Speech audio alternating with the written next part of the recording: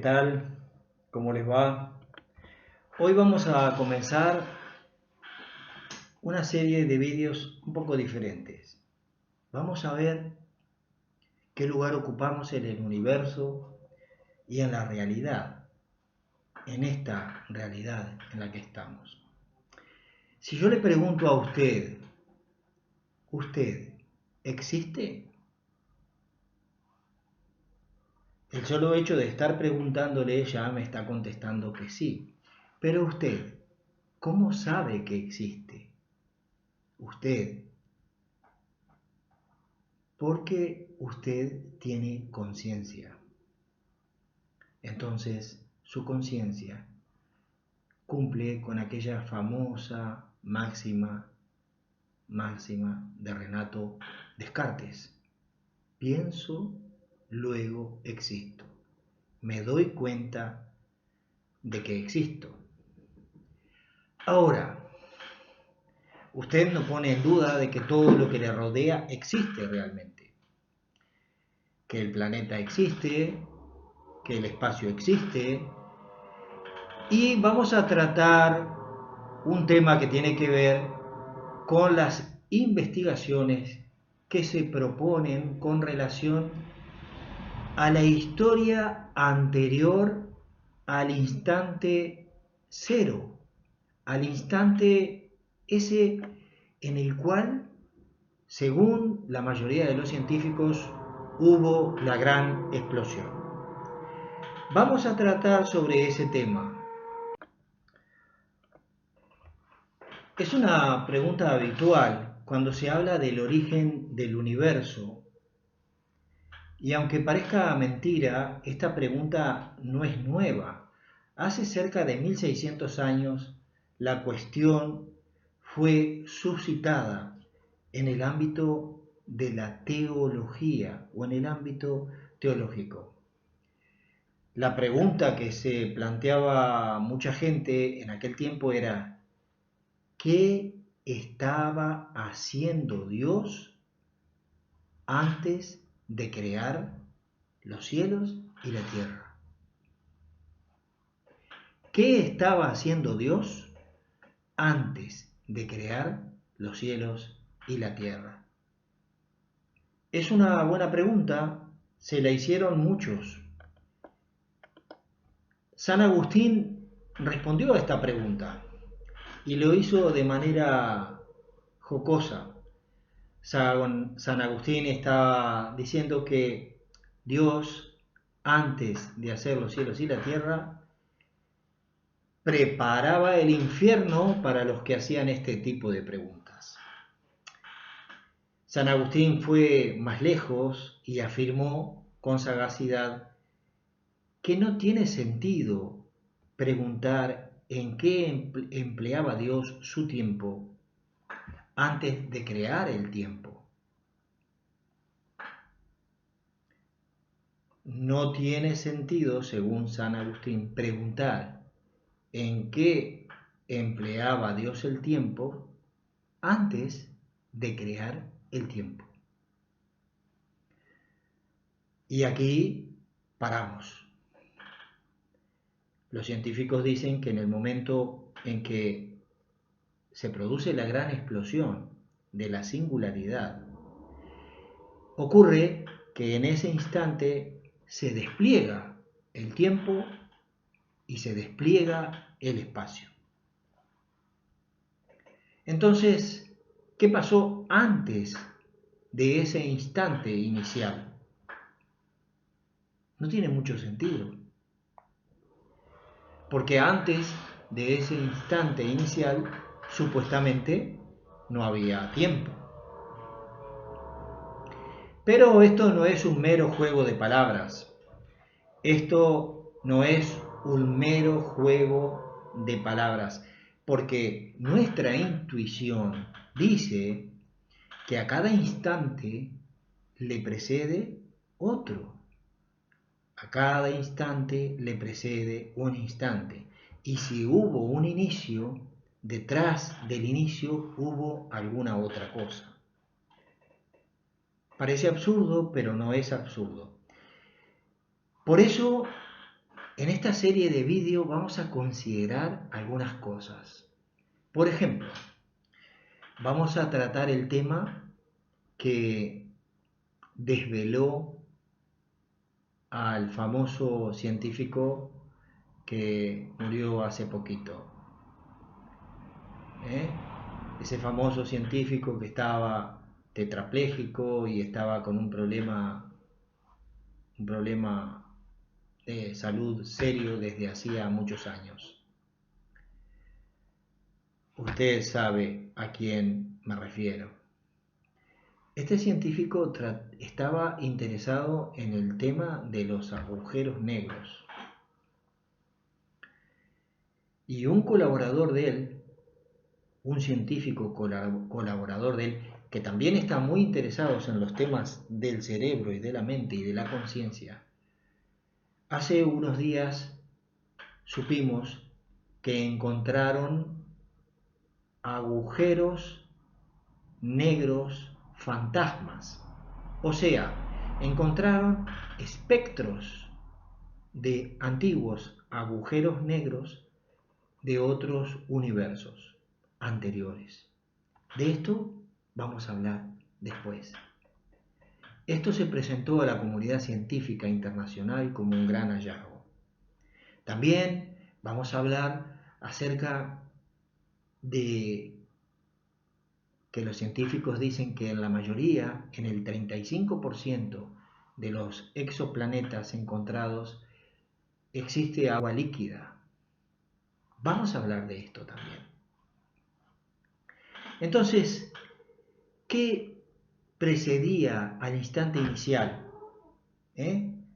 La intuición nos dice que a un instante siempre le precede a otro instante. Si nos salimos de las escalas físicas, de las escalas humanas, la intuición nuestra suele fallar. Cuando nos salimos de lo que nosotros estamos acostumbrados, la intuición suele fallar. Por ejemplo, a los pensadores de todas las civilizaciones antiguas, con la maravillosa excepción de la griega. Los pensadores de todas las civilizaciones, menos las griegas, le pareció evidente que la Tierra debía de ser plana. A todas, menos a la griega. ¿Y qué pasa? Estaban extrapolando erróneamente la percepción que tenían. La percepción que tenían era que la Tierra era plana y que todo gira alrededor de la Tierra. Tenemos que desplazarnos a distancias mucho mayores que unas decenas de kilómetros a la redonda para darnos cuenta de que no es así. Del mismo modo, el espacio y el tiempo se consideraban globalmente y son muy diferentes de cómo los percibimos en nuestra teoría ordinaria o en nuestra experiencia ordinaria. La teoría del Big Bang se basa en la teoría general de la relatividad formulada por Albert Einstein en 1915 y que representa una de las cumbres del pensamiento humano. La teoría de la relatividad podríamos llamarle la Biblia de la ciencia. La Biblia de la ciencia, pero corroborada. Comenzó siendo una teoría y luego la mayoría de las cosas se han ido corroborando. Representa la cumbre del pensamiento humano. Según la teoría de la relatividad, el espacio y el tiempo no son, como podría parecer, magnitudes inertes e inmutables. El espacio y el tiempo no son medidas que no puedan cambiar. Son medidas que es posible cambiarlas. Por el contrario, el espacio y el tiempo, como un todo, se puede estirar y se puede encoger, se puede curvar y se puede retroceder. Su textura se parece más bien a la goma que a la de un cristal. Esto es muy importante. Estas magnitudes. Usted sabe que el espacio no podemos recogerlo y doblarlo para llevar una muestra como si fuera algo material. Sin embargo, la teoría de la relatividad dice que se puede estirar, se puede encoger, se puede curvar y puede retroceder. Su textura se parece a la de una goma, más que a la de un cristal. Y su geometría, la geometría del espacio y del tiempo, está determinada por la materia y la energía que contiene. Todo esto son conceptos revolucionarios y fascinantes para su tiempo y ahora incluso. El espacio y el tiempo no son el escenario impasible de un gran teatro dentro del cual tiene lugar una representación. La teoría nos dice que la forma de este teatro y su evolución temporal están determinados por los actores que la pululan dentro de él. Es decir,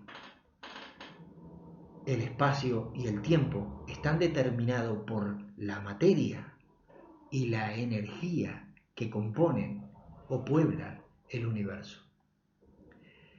Es importante señalar que la teoría de la relatividad no es una mera especulación. Sus predicciones se han comprobado en una enorme variedad de situaciones físicas. Incluso hasta hace muy poco los científicos han sentido el orgullo, la satisfacción de poder recibir señales de ondas gravitacionales.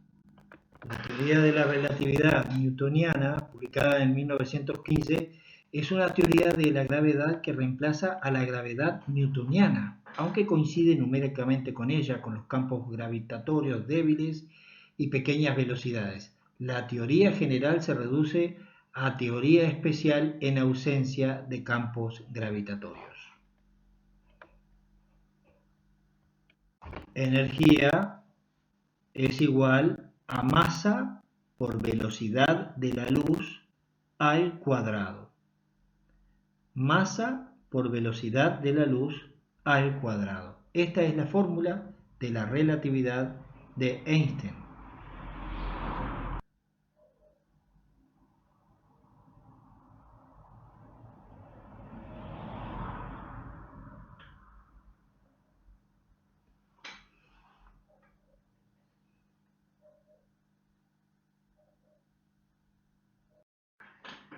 Como le decía, se han podido detectar señales de ondas gravitacionales a través del sistema LIFO.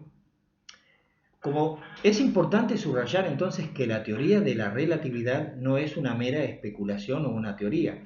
Las predicciones de la teoría de la relatividad se han comprobado en una enorme variedad de situaciones físicas hasta el momento y sin un solo fallo. Esto es realidad. Esto es realidad. Pensemos, por ejemplo, el punto de vista relativista, algo tan familiar como la fuerza de la gravedad, que es simplemente la consecuencia de la curvatura del espacio y del tiempo, producida a su vez por la presencia de grandes masas, como planetas y estrellas. De hecho, la teoría de la relatividad predice que las fuerzas gravitatorias han de ser tal como prescribe la muy venerable ley de la gravitación de Newton, con pequeñas correcciones, a veces no tan pequeñas. Y hasta ahora, la naturaleza, cuando ha tenido que elegir, siempre le ha dado la razón a Einstein frente a Newton. ¿Entiende? Pues bien, cuando se aplica la teoría de la relatividad al universo como un todo, se encuentra que necesariamente ha de pasar por una fase de expansión. El universo está en expansión. Es decir, el espacio mismo, con todo lo que tiene adentro, ha de expandirse. ¿Entiende? Cuando decimos que el universo está en expansión, no es decir que la materia que contiene el universo va a todo galope a ocupar un espacio que ya existía. Vamos a comprenderlo. Cuando decimos que el universo está en expansión, quiere decir que el universo, el espacio mismo, con todo su contenido, ha de expandirse. Igual como se hincha un pastel o una tarta en el horno. Vista esto con los ojos de la teoría de Einstein, la expansión del universo se produce porque el espacio entre las galaxias se está dilatando. O sea, en otras palabras, se está creando espacio entre ellas. Es muy importante este concepto. No es que las cosas se van corriendo, se van ocupando otro lugar en el espacio. No es así. Lo que es que se va creando espacio. Se va creando espacio entre ellas. No solo eso, sino que el universo entero que estamos observando tuvo que surgir de un solo punto, de un instante inicial, al que los científicos denominan el Big Bang. Por supuesto que los conceptos anteriores no son fáciles de visualizar. El concepto de que todo el universo se está expandiendo, pero cuando decimos que se está expandiendo es que está creando espacio el universo mismo. Y el concepto de que cuando una galaxia se separa de otra no es que se van corriendo, sino es que se está creando espacio entre ellas. Esto no es fácil de entender. Podemos intentarlo utilizando un modelo del universo simplificado en una sola dimensión espacial, en vez de las tres, y en una dimensión temporal, el universo ordinario. En una sola dimensión vemos el punto del universo, un punto original, y vemos como una campana que empieza pequeñita y que se va agrandando.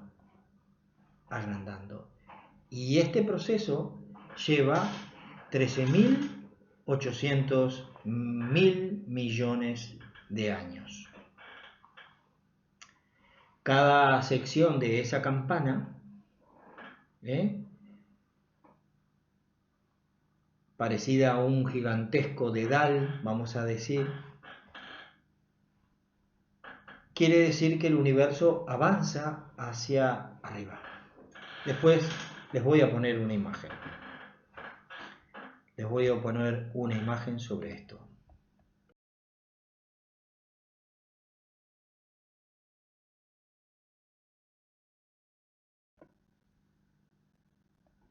Entonces, a medida que avanzamos hacia arriba, lo que vamos viendo es que avanzamos en el tiempo y en el espacio, y los anillos cada vez son más grandes. El puntito de abajo es el principio del Big Bang. ¿Entienden? Es como si paseáramos por la superficie de la Tierra dirigiéndonos hacia el sur.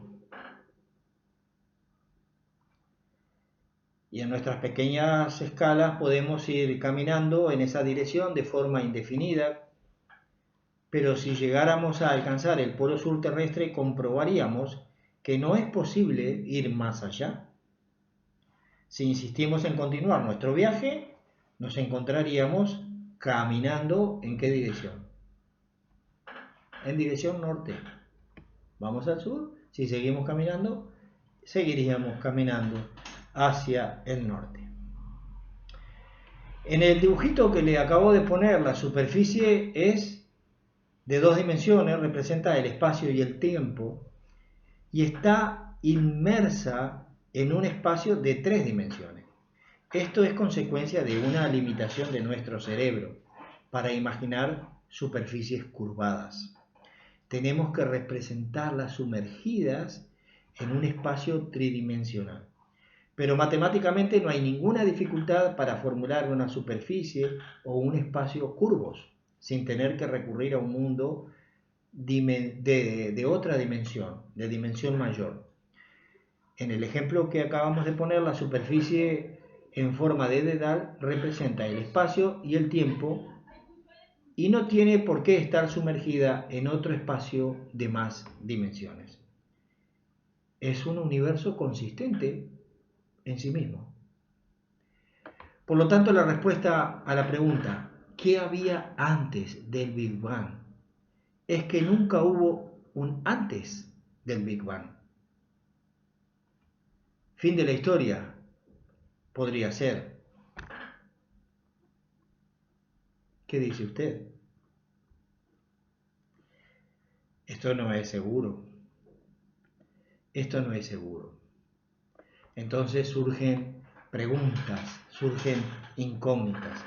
Hagamos una pregunta alternativa a la del título de este tema. ¿Es fiable la descripción del Big Bang sobre el origen del universo? ¿Es fiable la descripción del Big Bang sobre el origen del universo hasta el instante inicial? A través de las futuras consideraciones vamos a ver que no hace mucho científicos estuvieron observando, vamos a decir, hacia atrás, en el espacio,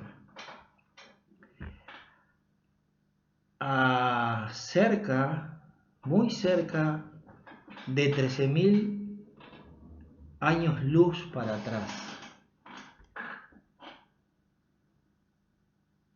Y usted dice, ¿cómo es posible? Sí, es posible. Han estado observando para atrás una galaxia. Pero lo que les ha sorprendido es que básicamente no es muy diferente de las que tenemos por aquí cerca. Entonces,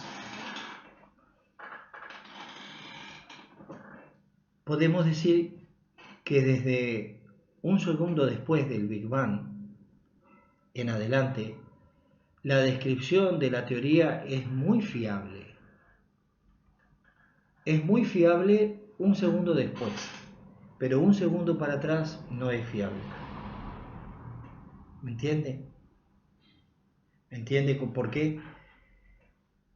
Porque un segundo después, en ese momento es que comenzó lo que se llama la nucleosíntesis primitiva, de que tenemos pruebas experimentales, concretamente la producción de elementos ligeros como el helio o el litio, que pueblan el universo en cantidades impresionantes predichas por la teoría de la relatividad.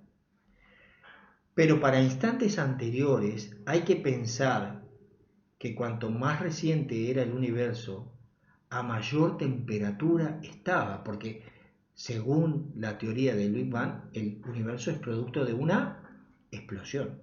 O sea que para los primeros instantes el universo estaba súper caliente. Y podríamos decir que el universo no era tan grande como es ahora, pero estaba súper caliente. Entonces, para en primer instante la temperatura era muy alta. Por lo tanto, una descripción fiable de lo que sucedió después es que la materia comportaba o llevaba altísimas temperaturas. La física de partículas proporciona una teoría al llamado modelo estándar, del modelo estándar de la teoría de la relatividad, y está el modelo de la física de partículas. Estas energías equivalentes a temperaturas de 1000 billones de grados. Impresionante.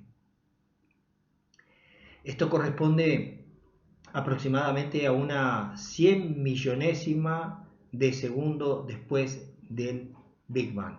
Quiere decir que 10 millonésimas de segundo, perdón, 100 mil millonésimas de segundo después del Big Bang, la temperatura era de 1000 billones de grados. 1000 billones de grados. Esto escapa a la conciencia humana. Entonces, en consecuencia, aunque no disponemos de pruebas experimentales, podemos remontarnos hasta ese instante con bastantes garantías. Pero si seguimos acercándonos al instante inicial de la gran explosión y ni siquiera disponemos de una teoría fiable, ¿qué podemos hacer? Es más, la propia teoría general de la relatividad de Einstein, en su versión tradicional, muestra inconsistencias matemáticas en esas condiciones extremas. Por esta y otras razones, es una creencia extendida entre los físicos teóricos que la teoría necesita modificaciones, y cuando se disponga de una teoría aún mejor que la de Einstein, podría ser que encontremos algunas sorpresas en torno al instante inicial. Pero incluso sin salirnos del marco teórico actual de la teoría general de la relatividad de Einstein, existen modelos interesantes que hacen pensar en una historia anterior al Big Bang. En una historia anterior al Big Bang. Y aquí entramos, y aquí vamos a entrar, ahora sí, en el terreno de la especulación. El llamado universo inflacionario se basa en una hipótesis sobre lo que pudo haber ocurrido en la época más remota del universo. La idea es que algún tipo de campo se hallaba fuera de su mínimo potencial. En otras palabras, el valor del campo no era el que hacía que su energía fuera mínima. La situación también se denomina como falso vacío. Las ecuaciones de la relatividad predicen que en una circunstancia así, el universo se expandiría de forma vertiginosa, multiplicando su volumen muchos billones de veces en una pequeñísima fracción de segundo. Cuando finalmente el valor del campo cayó a un mínimo, es decir, al vacío verdadero, toda la energía acumulada en él se transformó en la materia y la energía que hoy llena el universo. Hay que decir que el universo inflacionario es algo más que una pura especulación, puesto que ha cosechado grandes éxitos. Por ejemplo, la predicción correcta de la densidad de materia y energía que realmente representa el universo. La predicción correcta de la densidad de materia y energía que realmente compone el universo. El modelo este lo expresa con bastante precisión. Si este modelo es correcto, en su época más primitiva el universo se expandía de forma desbocada y solo contenía ese campo primigenio, el primer campo. Entonces, en ciertos puntos al azar, el campo cayó a su valor mínimo, es decir, al vacío verdadero. Y en estos puntos se formaron burbujas de vacío verdadero que empezaron a crecer. Cada burbuja corresponde a un Big Bang ordinario que da lugar a un universo independiente. Aquí estamos hablando que posiblemente existan varios universos. Quiero detenerme en esto.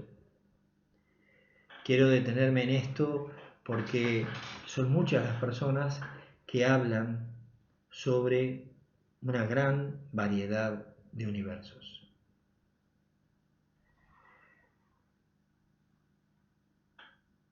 Es necesario entonces que nuestro universo no es más es necesario pensar que nuestro universo no es más que una pequeña burbuja. Ahora, vamos a imaginarlo. Vamos a imaginar una pequeña burbuja, una pompa de jabón. Y vamos a imaginar que dentro de esa pompa de jabón está la materia, la energía, y también a medida que la pompa de jabón se va agrandando, se va expandiendo y se va generando espacio y tiempo, pero que está contenida por ahí. Entonces, según esta teoría, nosotros estaríamos en un universo que seguramente no es tan infinito como pensamos y tampoco y que tiene unos límites. Eso es lo que dice esta teoría. Mencionemos también que hay modelos altamente especulativos y controvertidos basados en las teorías de cuerdas. Las teorías de cuerdas que recuperan la antigua idea de un universo cíclico, denominado en esta versión universo ecpiróptico, y en una forma sofisticada e invocando la existencia de dimensiones extras. O sea, la teoría de cuerda habla de un universo como el que conocemos, tridimensional, más otras dimensiones.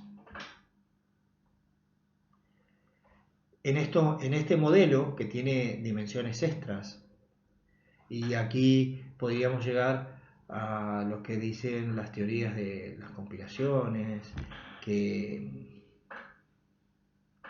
hay otras dimensiones, la cuarta, la quinta, la sexta, la séptima dimensión, y que cada una de estas tiene sus conciencias. Yo no quiero entrar en eso, únicamente le estoy hablando de una teoría adicional, Una teoría fue la del universo del Big Bang, otro modelo que le acabo de comentar, el de las burbujas, que es el modelo del universo inflacionario, y en lo que estamos ahora comentando es la teoría de cuerdas, que al universo conocido se le llama versión epirótica o epirótico, y es que se le adjuntan, vamos a decir, dimensiones extras. Y este esquema de universo con dimensiones extras podría continuar de forma indefinida. Es decir, el universo actual podría terminar en una contracción global que sería un nuevo rebote. Actualmente se piensa que el universo podría terminar, y lo vamos a analizar en algún otro vídeo, cuando toda su materia y su energía termine siendo engullida por el más grande de los agujeros negros. Y es por eso que hoy se han podido detectar los fantasmas de agujeros negros pasados, de pasados universos, de otros eones, de otros tiempos. Los tiempos universales se miden en eones. Entonces, la conclusión a la que podríamos llegar es: ¿qué estaba haciendo Dios? ¿Qué estaba haciendo Dios antes del Big Bang? ¿Y qué podríamos decir que estaba haciendo Dios antes del Big Bang? Una cosa que podríamos decir es: si Dios, como nosotros, existe, es que Dios estaba pensando.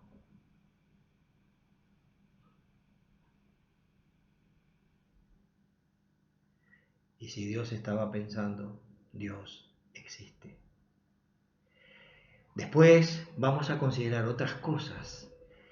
¿Por qué la galaxia de Andrómeda se acerca hacia la Vía Láctea, cuando todas las galaxias van viajando a velocidades de 73 kilómetros por segundo por megaparsec? ¿Por qué el universo se está acelerando? ¿Por qué se está acelerando la expansión?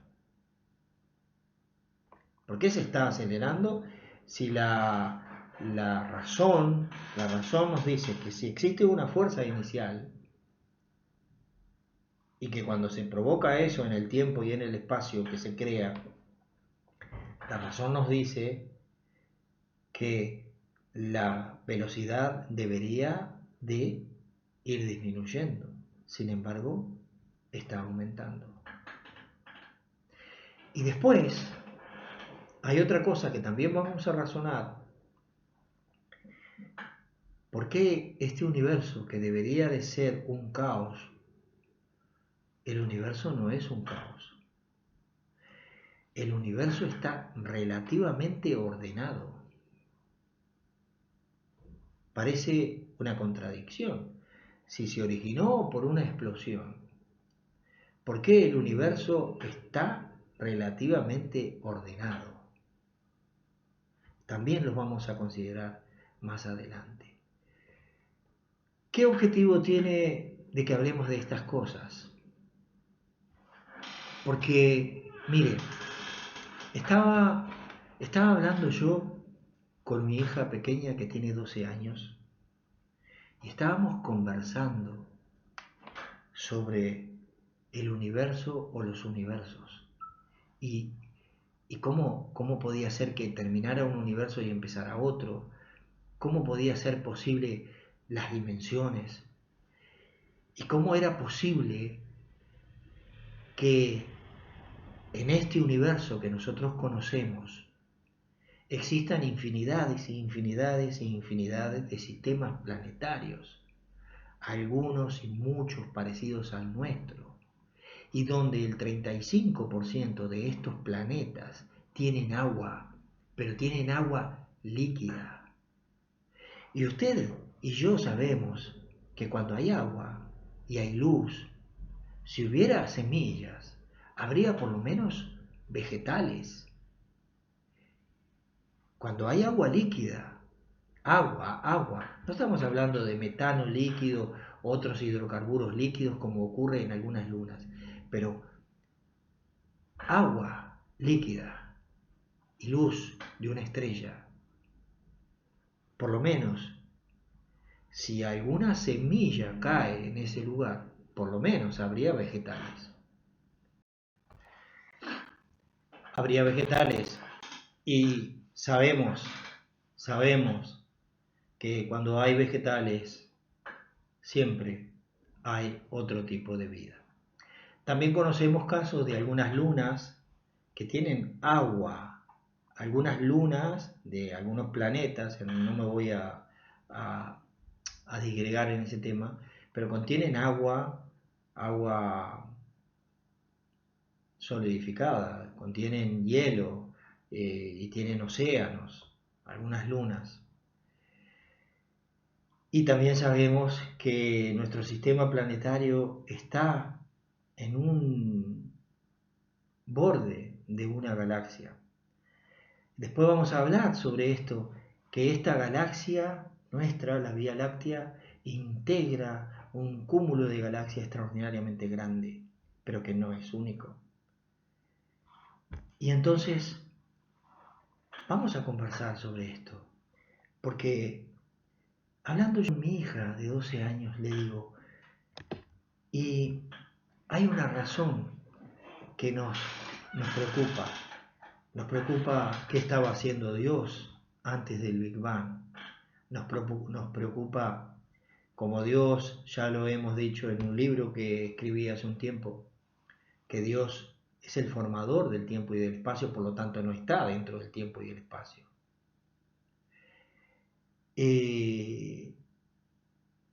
La vida, la conciencia.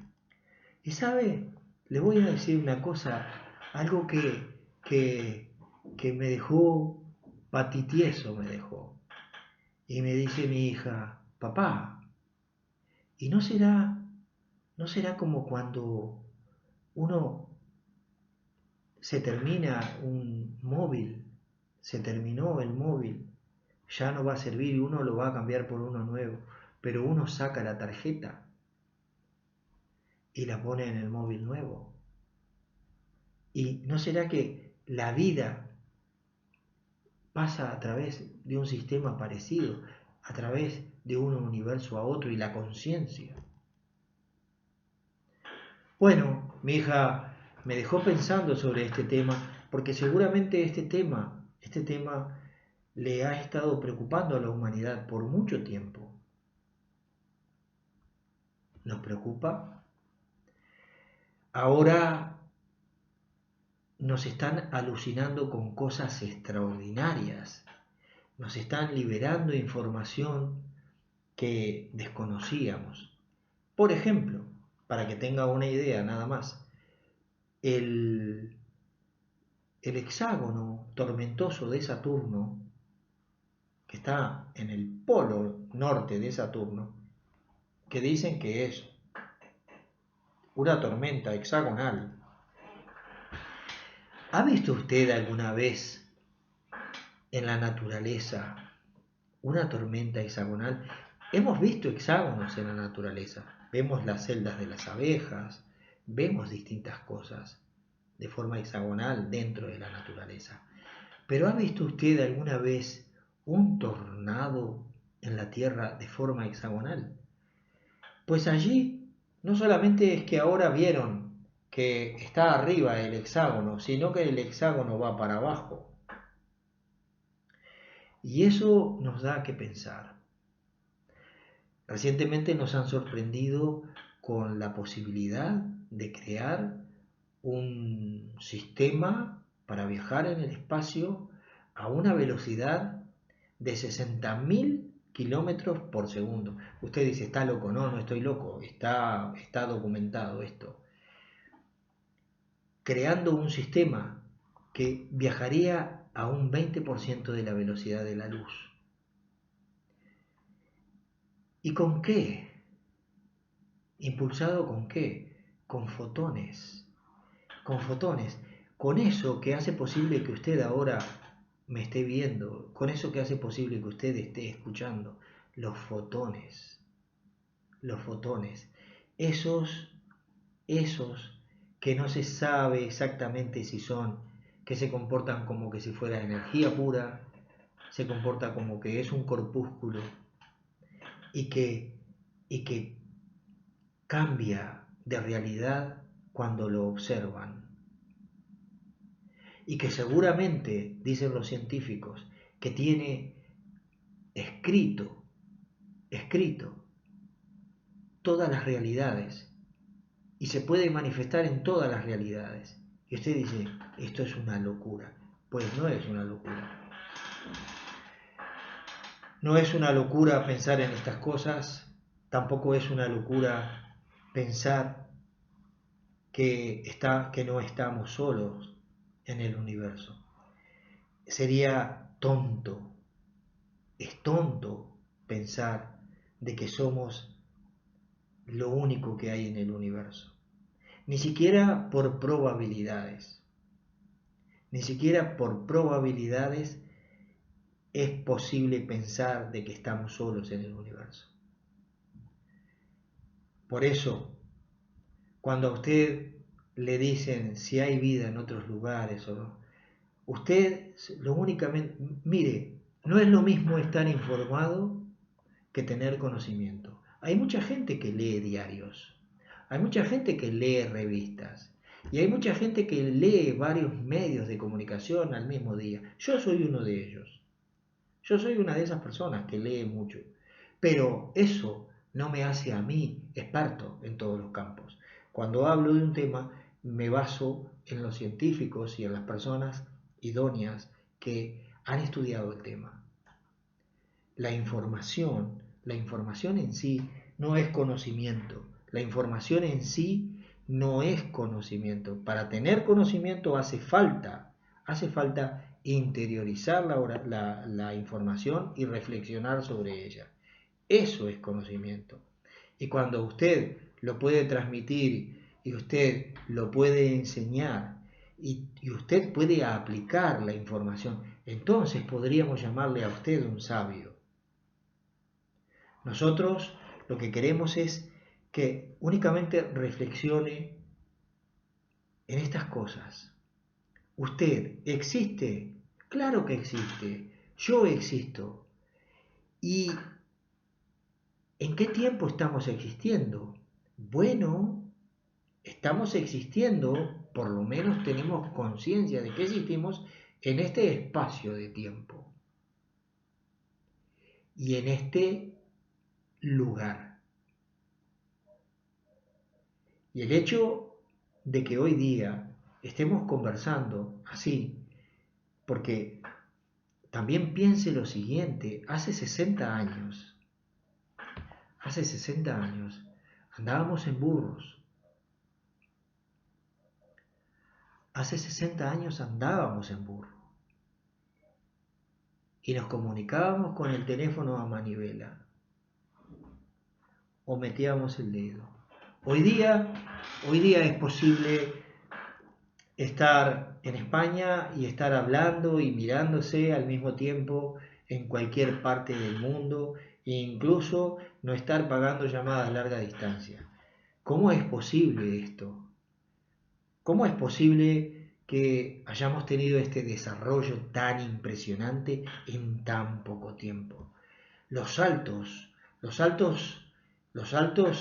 tecnológicos científicos no se coinciden o no se condicen con la realidad, porque en 1600 años anteriores no tuvimos unos saltos tecnológicos tan impresionantes.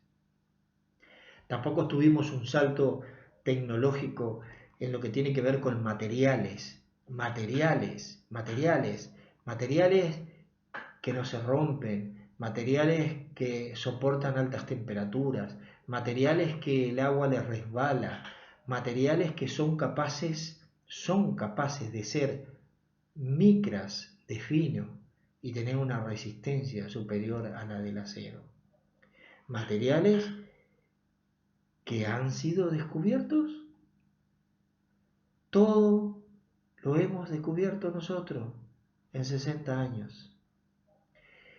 Y tampoco es posible mantener a la humanidad en esclavitud durante tanto tiempo y en la ignorancia. Porque yo le voy a decir la verdad, yo creo en Dios. Yo creo en Dios. También creo en la ciencia.